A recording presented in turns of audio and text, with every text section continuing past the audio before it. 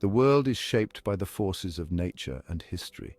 From the smallest seed, a mighty tree grows, its roots reaching deep into the earth. And so it is with the events of the past, their influence reaching out across the ages, shaping the world we know today. Join us now as we venture into the wilds of history to uncover the story of a man, a strategist, a legend. Zhuge Liang, the strategist behind Three Kingdoms legend. His tale is one of cunning strategy, of political intrigue, of battles fought and won on fields now silent. Prepare yourself for a journey through ancient China, a time of warring kingdoms and legendary heroes. This is not just a story, it is a glimpse into the very heart of a civilization, a testament to the enduring power of the human spirit. Our story begins in a landscape of tranquil beauty. Imagine rolling hills blanketed in bamboo forests, a young Zhuge Liang displaying a keen intellect and thirst for knowledge. Born in 181 AD, during the waning years of the Han dynasty, the empire was crumbling, the land carved up by ambitious warlords. This was the era of the Three Kingdoms, a period of constant warfare. Zhuge Liang remained secluded, honing his skills. Word of his intellect reached Liu Bei, a noble leader seeking unity. Picture a humble hut, as Liu Bei seeks out the reclusive scholar. This meeting, known as the Three Visits to the Thatched Cottage, became legendary. Liu Bei's persistence convinced Zhuge Liang to join his cause. Zhuge Liang's brilliance lay in his strategic thinking, like a game of Weiqi. He knew true victory lay in winning hearts and minds. He excelled in diplomacy, forging alliances. His counsel was invaluable to Liu Bei. Zhuge Liang became the architect of Liu Bei's success, shaping a nation's destiny. The year is 208 AD.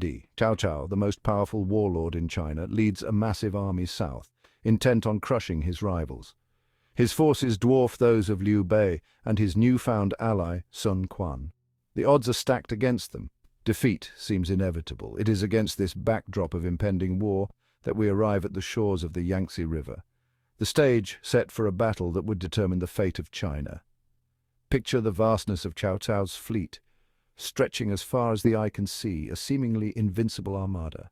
It is here, on these turbulent waters, that Zhuge Liang's genius truly shines. He understands that a direct confrontation would be suicidal. He needs to devise a plan, a strategy so audacious, so unexpected, that it would tip the scales in their favor. Zhuge Liang, ever the astute observer of nature, notices the wind patterns, the way the river currents flow. His mind races, piecing together seemingly disparate elements, fire, wind, and the enemy's arrogance. He conceives a plan as daring as it is brilliant, a plan that hinges on a single, crucial element, the east wind. Under the cover of night, a small contingent of boats, disguised as deserters, sails towards Cao Cao's fleet. On board, flammable materials are stacked high, ready to ignite. Then, just as Zhuge Liang predicted, the wind shifts. The southeasterly wind howls, whipping the flames into a raging inferno that engulfs Cao Cao's fleet. The Battle of Red Cliffs becomes a scene of utter devastation for Cao Cao. The victory secures the survival of Liu Bei and Sun Quan, forever etching Zhuge Liang's name into the annals of military history. With the south secure, a new chapter unfolds in our story. The year is 228 AD, and Zhuge Liang, now the Chancellor of the Shu Kingdom, embarks on a series of ambitious military campaigns known as the Northern Expeditions. His goal to conquer the north, defeat the Wei Kingdom, and fulfill his late lord's dream of a unified China. Imagine the rugged terrain of the north, treacherous mountain passes and arid plains, a stark contrast to the lush landscapes of the south. Zhuge Liang, ever the meticulous planner, understands the challenges that lie ahead. He knows that victory will require more than just military might. It will require ingenuity, adaptability, and an unyielding spirit. He leads his armies through unforgiving landscapes, his mind constantly strategizing, adapting to ever-changing circumstances. He employs innovative tactics, using wooden oxen and flowing horses for transporting supplies, showcasing his understanding of both logistics and engineering. His expeditions are a testament to his military prowess. He devises cunning ambushes, utilizes the terrain to his advantage, and even employs psychological warfare, outmaneuvering his opponents at every turn.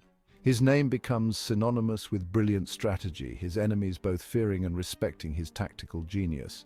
Yet despite his brilliance, victory in the north remains elusive. The Wei Kingdom, under the leadership of the cunning Sima Yi, proves a formidable opponent. Sima Yi, recognizing Zhuge Liang's genius, often resorts to defensive tactics, avoiding direct confrontation, waiting for the opportune moment to strike. The northern expeditions become a chess match between two brilliant minds, each move calculated, each decision carrying the weight of nations. Despite the challenges, Zhuge Liang never loses sight of his goal. He governs with wisdom and compassion, earning the respect of the people, his legacy extending far beyond the battlefield. Through it all, Zhuge Liang's dedication to his cause never wavers. Zhuge Liang's brilliance was not confined to grand strategy, it extended to the very heart of warfare, to the development of innovative tactics and weapons that would leave their mark on military history. He understood that victory was not just about brute force, but about outsmarting your opponent, using every tool at your disposal. Picture the chaos of the battlefield, the clash of steel, the cries of men. Now imagine, amidst this maelstrom, the sudden appearance of a weapon, strange and terrifying. This was the repeating crossbow, a weapon capable of unleashing a volley of arrows with deadly efficiency. This invention, a testament to Zhuge Liang's ingenuity, sowed fear and chaos among his enemies. But his innovations were not limited to weaponry. He was a master of deception, utilizing camouflage and misdirection to disorient his foes. Imagine his soldiers, cloaked in the colors of the land, melting into the landscape, becoming one with the shadows, appearing as if from thin air to ambush their unsuspecting enemies. He understood the power of psychology, often employing tactics designed to demoralize his opponents. Empty forts, strategically placed to give the illusion of strength, forced his enemies to hesitate, to doubt their own intelligence. His use of fire was legendary. At the Battle of Wuzhong Plains, he unleashed a devastating fire attack, using the wind to his advantage, engulfing the enemy ranks in a sea of flames. He studied ancient texts, drawing inspiration from the wisdom of Sun Tzu, the legendary military strategist. He adapted these ancient teachings to the realities of his time, creating a unique blend of traditional wisdom and innovative thinking. His strategies were not just about winning battles, they were about minimizing casualties, about achieving victory at the least possible cost. He knew how to inspire loyalty, to instill a sense of purpose in his men. Even the most brilliant stars eventually fade. In 234 AD, after years of tireless campaigning, Zhuge Liang's health began to fail. He was but 53 years old, his body worn down by the burdens of leadership, the constant strain of war. Yet, even in his final days, his mind remained sharp, his spirit unbroken. Legend has it that as he lay on his deathbed, he continued to strategize, offering his final pieces of wisdom to his generals. He urged them to continue the fight for unification, to remain vigilant, to never lose sight of the dream that had driven him for so long. His death, a profound loss for the Shu kingdom, marked the end of an era. The man who had orchestrated brilliant victories, who had outsmarted his enemies time and time again, who had dedicated his life to the dream of a unified China, was no more. Yet, while his physical presence may have vanished, his legacy lived on. Woven into the very fabric of Chinese history and culture, he became a legend, his exploits passed down through generations, his name synonymous with wisdom, loyalty, and strategic brilliance. His story inspired countless poems, plays, and operas. He became a mythical figure, his name invoked to inspire courage and cunning. Even today, his teachings on strategy and governance are studied by military leaders and politicians alike. His life serves as a reminder that true leadership is not about seeking personal glory, but about serving a higher purpose. As we emerge from the depths of history, the echoes of Zhuge Liang's strategies still resonate, reminding us that the lessons of the past hold valuable insights for the present. We've journeyed through time, witnessing the rise of a legend, a strategist whose brilliance illuminated an era. Zhuge Liang's tale is a testament to the power of the human spirit, a reminder that even in the face of adversity, courage, wisdom, and determination can shape the course of history.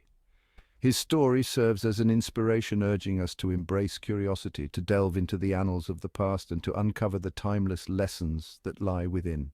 If you found this journey through time as captivating as we did, be sure to like, subscribe, and share this video.